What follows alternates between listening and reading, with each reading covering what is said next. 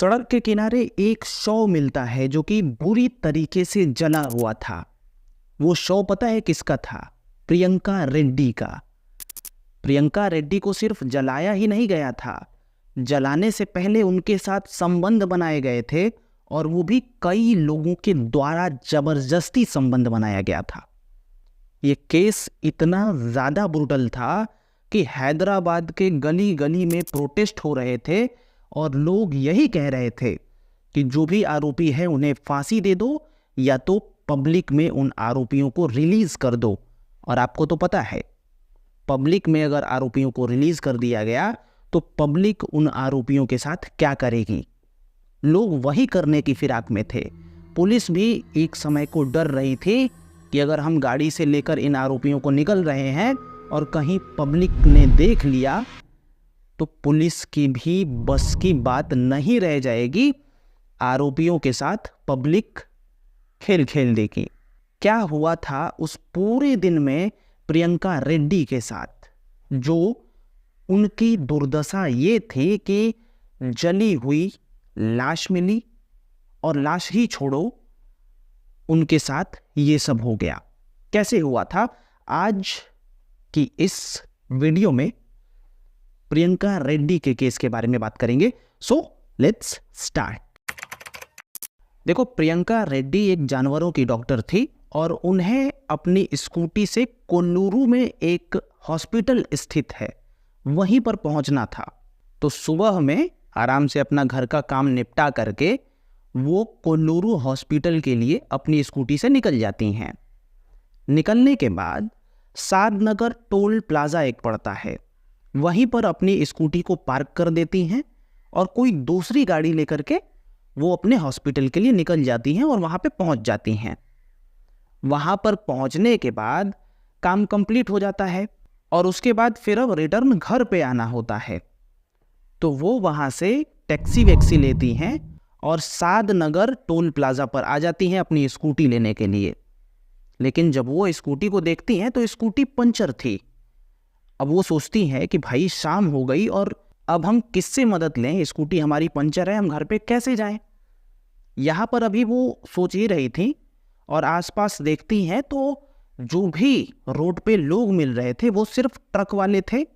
तो उन्हें थोड़ा अनसेफ टाइप में फील होता है कि कोई हमारा सामान लूट ना ले, कोई पैसे वैसे छीन ना ले, यही सब के उनके दिमाग में चल रहे थे बात।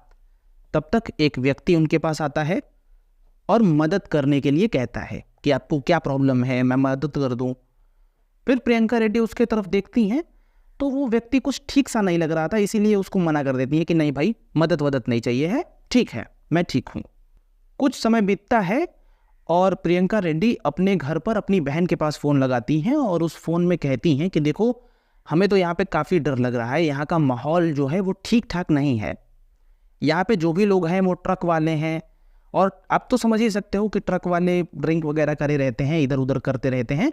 तो वो सारी बातें अपनी बहन को बताती हैं कि यहाँ पे ट्रक वाले हैं, स्कूटी पंचर हो गई है, मैं क्या करूँ, कुछ समझ में नहीं आ रहा।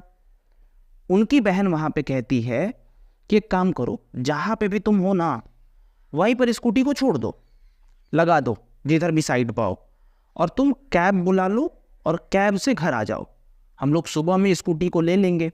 अब ये सब बातें इनके और इनके बहन के दरमियान चलती रहती है। तभी एक दूसरा व्यक्ति भी आता है और प्रियंका रेड्डी से कहता है कि मैं कुछ मदद कर सकता हूँ क्या। और वो थोड़ा फ्रेंडली भी था, समझ रहे हो ना, एक कैजुअली आके कोई पूछता है, थोड़ा फ्रेंडली बनने की कोशिश करता है। तो यहाँ पे प्रियंका रेड्डी थोड़ा सा मान जाती हैं, थोड़ा बात होता है, और उसके बाद वो प्रियंका रेड्डी का स्कूटी लेता है, कहता है कि कुछ दूरी पर है एक शॉप है, मैंने देखी है, वहाँ से मैं आपकी स्कूटी को बनवा लाता हूँ, पंचर वंचर ठीक करवा लाता हूँ, उसके बाद आप चली जाइएगा। तो प्रियंका रेड्डी उसे अपनी स्कूटी दे देती हैं। अब वो व्यक्ति इनकी स्कूटी लेकर के चला जाता है। वक्त बीत रहा था और अभी भी प्रियंका रेड्डी अपनी बहन को फ़ोन पर रोकी हुई होती हैं कि तुम फ़ोन से बात करते रहना, इससे ये होगा कि लोगों को लगेगा कि हम किसी से बात कर रहे हैं तो हमारे साथ कुछ गलत नहीं होगा, कोई चोरी वगैरह नहीं करेगा, क्योंकि हम फ़ोन पे हैं। तो इस समय अधिकतर लोग चोरी कब करते हैं, फिर कुछ कब करते हैं, जब व्यक्ति अकेला होता है। अब फ़ोन पे कोई होगा तो उसे पता चल जाएगा ना कि इसके साथ ये हुआ है, फिर पुलिस का लफड़ा। तो इसी वजह से प्रियंका रेड्डी और उनकी बहन में बात होती रहती है और रात गहराती जाती है और लगभग आधा घंटे के बाद आता है वो व्यक्ति इनकी स्कूटी लेकर के और कहता है कि सॉरी, ये स्कूटी तो बनी नहीं है आपकी, क्योंकि सामने जो दुकान थी मैंने जो देखी थी वो बंद है। तो अभी एक ही तरीका है इसको बनवाने का, हम लोग इस स्कूटी को रखते हैं ट्रक में और ट्रक में रखने के बाद चलते हैं, ठीक है, बनवाते हैं, आगे कोई दुकान खुली होगी तो, और उसके बाद आप लेकर के चली जाइएगा। तो फिर अब इतना सब लफड़ा सुन करके प्रियंका रेड्डी कहती हैं कि नहीं भैया रहने दीजिए, हम लोग आपस में देख लेंगे, मतलब ठीक है मैं कुछ भी एडजस्ट कर लूँगी, पर ट्रक वगैरह में नहीं रखते अपनी स्कूटी को। तो वो भी व्यक्ति चला जाता है। अब कुछ देर तक और बातें चलती रहती हैं प्रियंका रेड्डी और प्रियंका रेड्डी की बहन के साथ में, ठीक है। वक्त आता है 9:45 के समथिंग, ऐसा ही कुछ हो रहा होगा। उस समय फ़ोन जो है वो कट जाता है बहन का, ठीक है, डिस्कनेक्ट हो जाता है। तो उसकी बहन भी आराम से घर पे होती है कि ठीक है वो अपना सॉल्व कर लेगी मैटर, उसके बाद आ जाएगी घर पे। फिर कुछ देर बाद सोचती हैं कि कहाँ है कहाँ नहीं है, थोड़ा सा पूछ लूँ, और फिर उनकी बहन प्रियंका रेड्डी के फ़ोन पे फ़ोन करती हैं। अब प्रियंका रेड्डी का फ़ोन स्विच ऑफ, वो बार बार करती हैं, फ़ोन स्विच ऑफ है। तो उनके मन में ये होता है ना कि शायद हो सकता है रास्ते में है, डिस्चार्ज हो गया होगा फ़ोन, गिर गया होगा फ़ोन, स्विच ऑफ हो गया होगा। हालांकि अंतर मन में थोड़ी सी तो चिंता होती है कि उसके साथ प्रॉब्लम थी, वो आ नहीं पा रही थी, बट फिर भी सोचती है कि थोड़ा सा हम वेट कर लेते हैं। और इस समय तक प्रियंका रेड्डी की बहन अपने परिवार को बता देती है कि ये उसके साथ मैटर हो गया है, पंचर हो गई है, अभी फ़ोन भी नहीं जा रहा है। तो सभी लोग यही सोचते हैं कैजुअली कि थोड़ा सा वेट कर लेते हैं, पर रात गहराती जा रही थी। अब हो जाते हैं 1 घंटे बीतते हैं, 2 घंटे बीतते हैं, ना फ़ोन ऑन हुआ और ना ही प्रियंका घर पे आई। तो सभी लोगों को अब ज़्यादा टेंशन हो जाती है। और उसके बाद अब लोग कहते हैं कि चलो टोल प्लाज़ा के पास ही उसकी स्कूटी उसने पार्क कर रखी थी, तो हम लोग वहीं पे चलते हैं। और प्रियंका की बहन में बात भी हुआ रहता है, तो ये रहता है कि वो वहीं पे है, ठीक है, टोल प्लाज़ा के पास में ही होगी।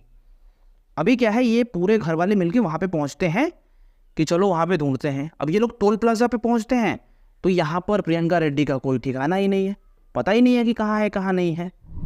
अब उसके बाद इन्हें और ज़्यादा टेंशन होने लगती है कि कहाँ गई लड़की, अब प्रॉब्लम भी थी, स्कूटी भी नहीं दिख रही, वो भी नहीं दिख रही, घर पे भी नहीं पहुँची, तो गई कहाँ आखिर में। फिर ये लोग पूरे एरिया में ना ऐसे ढूंढते हैं चारों ओर, हर जगह पे, पर प्रियंका रेड्डी का ठिकाना ही नहीं। अब ये लोग थक हार करके पुलिस स्टेशन में जाते हैं और वहाँ पर रिपोर्ट लिखवाते हैं। रिपोर्ट लिखी जाती है, लेकिन अब देखिए पुलिस ज़्यादा ढूंढने का प्रयास नहीं करती है। मतलब एक होता है ना कि अब सेल फोन को ट्रेस करोगे कि लास्ट लोकेशन क्या है, कब फ़ोन स्विच ऑफ हुआ है, या फिर जो है नंबर की मैपिंग से आप देखोगे कि कहाँ तक नंबर एक्टिवेट चला था, ये सब देखा जाता है ना। पर पुलिस यहाँ पे ये नहीं करती, नॉर्मल सा बस ढूंढते हैं और इसको सोचते हैं कि चलो अगले दिन इसको देखेंगे, ऐसा करके, ठीक है ना। इस समय तक घर वाले भी प्रियंका रेड्डी के पूरे दोस्तों को फ़ोन कर देते हैं। दोस्त लोग भी मोबाइल पे बार बार फ़ोन कर रहे थे, पर फ़ोन तो स्विच ऑफ जा रहा था। अब यहाँ पे कुछ खास होता नहीं, पूरी रात ऐसी ही बीत जाती है टेंशन ही टेंशन में। पर सुबह होता है और एक फ़ोन आता है पुलिस को। पुलिस को फ़ोन में बताया जाता है कि एक बॉडी मिली है और वो बॉडी जो है वो जल चुकी है, अच्छी खासी जल चुकी है। तो यहाँ पर पुलिस आए और पुलिस जैसे ही सुनती है वो वहाँ पर ओवरब्रिज के नीचे पहुँच जाती है, ठीक है। अब वहाँ पर पुलिस को 2 चीज़ मिलती है। एक तो गणेश जी का लॉकेट था वो मिलता है, और एक थोड़ा जो ओढ़नी होती है ना वो मिलती है, और बाकी बॉडी तो मतलब पहचानने योग्य ही नहीं थी, आधा से ज़्यादा जल चुकी थी। तो यहाँ पर पुलिस को याद आता है कि हमने पिछले समय एक रिपोर्ट भी लिखी थी जिसमें बताया गया था कि गले में गणेश जी का है और ऐसी रंग की थोड़ी सी है ये वो, और मिसिंग रिपोर्ट है। तो अब फैमिली को, प्रियंका रेड्डी की फैमिली को बुलवाया जाता है कि कहीं ये प्रियंका रेड्डी ही तो नहीं है। और जब लड़की की बहन, प्रियंका रेड्डी की बहन बॉडी को देखती है और ख़ासतौर से लॉकेट और उसको ओढ़नी को, तो वो समझ जाती है कि ये प्रियंका रेड्डी ही है, क्योंकि उसे ज़्यादातर डिटेल में पता होता है, बहनें हैं, सब चीज़ जानती हैं। अब यहाँ पे ये तो क्लियर हो गया कि प्रियंका रेड्डी समाप्त। उस रात को ही अगर पुलिस ने ठीक से ढूंढा होता, ठीक से अपना कार्यक्रम दिखाया होता, तो ऐसा ना होता। और एक तो हम यही कह सकते हैं ना कि ठीक से ये नहीं किया होता, वो नहीं किया होता, क्योंकि रात भर में ही कौन सोचता है कि ऐसे हो जाएगा। लेकिन उस समय पुलिस को ज़्यादा कोशिश करनी चाहिए थी, और घर वालों को भी थोड़ा सा ये होना चाहिए था कि उसकी स्कूटी पंचर है तो पहले ही वो लोग आ जाते लेके जाने के लिए। हालांकि हम हर समय ऐसी बातें नहीं सोचते रहते, हर समय सतर्क नहीं रहते हैं। लोगों का होता है कि ठीक है वही डेली आती जाती है, ये है क्या होगा, ठीक है ना, आ जाएगी, समझदार है, डॉक्टर भी है, पशु की डॉक्टर है, समझदार है, ठीक है सब मैनेज कर लेगी, थोड़ा सा ऐसा रहता है घर वालों का। खैर, अब यहाँ पर पुलिस उस बॉडी को भेज देती है पोस्टमार्टम के लिए कि इसके साथ हुआ क्या है ये देख लिया जाए।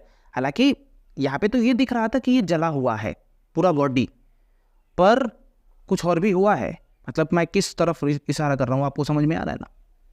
उसके बाद आती है पोस्टमार्टम रिपोर्ट, और पोस्टमार्टम रिपोर्ट में साफ बताया गया था कि इनके साथ जो भी हुआ है ना, शोषण हुआ है, कई लोगों ने मिल करके ऐसा किया है, और उसके बाद मिट्टी का तेल डाल करके माचिस लगाई गई है, और मतलब बहुत कुछ आता है, ठीक है ना।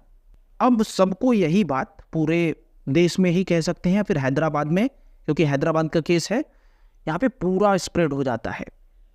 अब लोग आ जाते हैं प्रोटेस्ट करने, लोग अपने हाथों में लेकर के स्टिक वगैरह सब कुछ आ जाते हैं, ठीक है।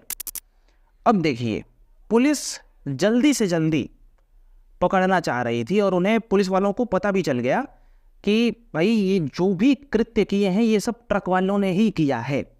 और फिर एक ट्रक वाला पकड़ा जाता है जिसका नाम है मोहम्मद आरिफ, और मोहम्मद आरिफ की वजह से 3 और लोग पकड़े जाते हैं, यानी कुल मिला के 4 लोग पुलिस पकड़ती है, और ये सब ट्रक वाले ही थे।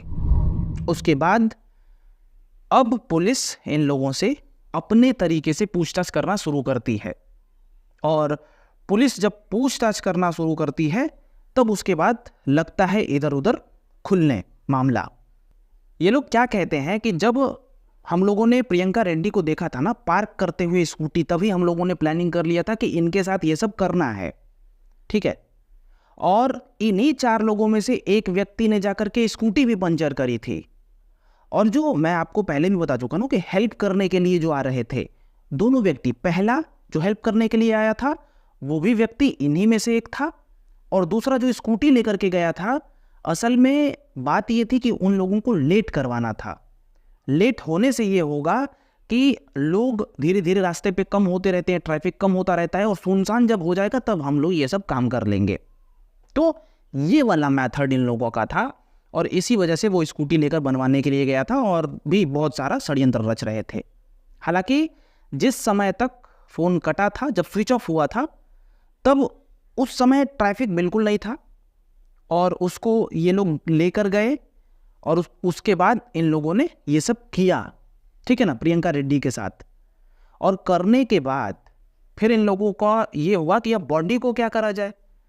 तो बॉडी के लिए इन लोगों ने पहले तो एक इनमें से बंदा जाता है पुलिस वहाँ पे पेट्रोल पंप पे जब जाता है, बॉटल में मांगता है पेट्रोल, तो देने से मना कर देते हैं पेट्रोल पंप वाले। तब वो भी व्यक्ति आ जाता है इनके पास में, और तब उन लोगों को ख्याल आता है कि हम लोगों के पास एक स्टोव है। ट्रक वाले अक्सर खाना ट्रक में ही बनाते हैं, तो उन लोगों के पास स्टोव था, और उसी स्टोव में केरोसिन तेल था, और उसी केरोसिन तेल को निकालते हैं ये लोग, और प्रियंका को एक बोरे में डालते हैं। उसके बाद उस पर तेल वेल छिड़क करके, अब तो आप समझ ही गए हो। अब पुलिस जो है एक काम करती है, पुलिस इन 4 लोगों को उसी जगह पे लेके जाती है कि चलो इधर तुम लोगों ने ये सब काम किया था, ठीक है, तो इधर चलो और एक एक चीज़ बारीकी से बताओ। होता है ना, घटना को रिक्रिएट पुलिस करती है।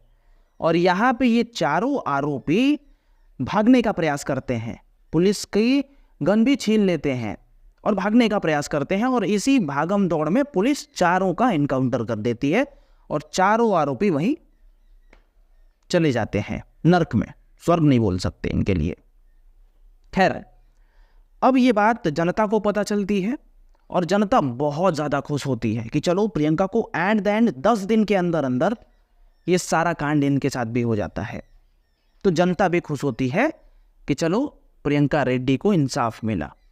हालांकि एक बात और बता दूं, यहाँ पे पुलिस ने मेरे हिसाब से सबसे बढ़िया काम किया था, क्योंकि पुलिस का तो ये कहना था कि इनकाउंटर हो गया है, ठीक है, इन लोगों का। हालांकि लोग ये भी मान रहे थे कि शायद पुलिस ऐसे ही, ठीक है। तो कुल मिलाकर के बढ़िया हुआ, और मैं तो यही चाहता ही हूँ कि जो भी लोग ऐसा करें ना, ऐसा ही हो। ये कोर्ट वोट का झंझट, क्योंकि यहाँ पे तो फिक्स हो गया था कि इन्हीं लोगों ने किया है। देखो, मैं ये नहीं कह रहा कि कोर्ट में ना जाए मामला, पुलिस ऐसे ही कर दे, क्योंकि बहुत सारे लोग निर्दोष भी होते हैं, ठीक है। पर जब क्लियर हो जाए ना, तो कोर्ट में भी एक धारा ऐसी होनी चाहिए कि कोर्ट ही इन लोगों को कहे कि भैया इनको निपटाओ, हटाओ। जेल में बंद करने से कुछ नहीं होता। ये साले खाना भी खाते रहते हैं जेल का, और मजे में भी रहते हैं, ठीक है, चाहे जैसे भी रहते हैं। पर ऐसे लोगों को ज़मीन पर रहने का कोई अधिकार नहीं होना चाहिए, ऐसा मैं सोचता हूँ।